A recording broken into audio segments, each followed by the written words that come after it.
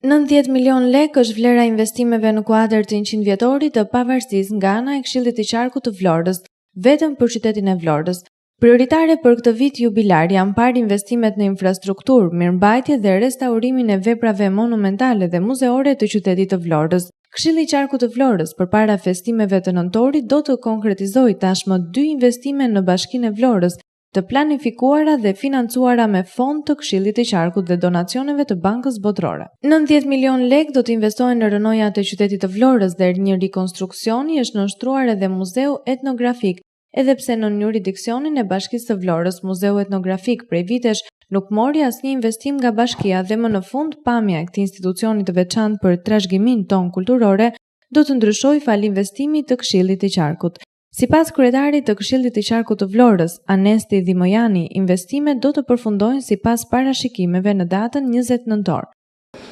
Shumë pak ditë në ndaj nga 100 vjetori i shpalljes së pavarësisë, Qarku i Vlorës ka qenë mobilizuar që në fillim të vitit në mënyrë që edhe ai të ndikojë me mundësitë dhe resurset që ka patur. Deri tani janë duke zbatuar 2 projekte në qytetin e Vlorës, një te muzeu etnografik që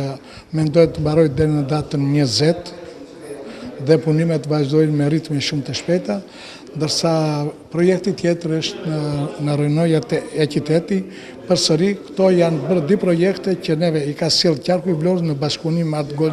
Artgoldi. Në qytetin e Vlorës, rikonstruksionit të plotë u nënshtrua edhe Muzeu i Pavarësisë Kombëtare, punimet në të cilin përfunduan konform afateve zyrtare më 25 tetor, ndërkohë nga ana e Këshillit të Qarkut në këtë vit jubilar janë parë si prioritare investime në infrastrukturë dhe objekte kulturore, të cilat kanë si afat përfundimtar punimesh datën 20 nëntor, e mandej do të jenë të aksesueshme për qytetarët dhe vizitorët e shumtë që do të zgjedhin Vlorën në këto ditë festash.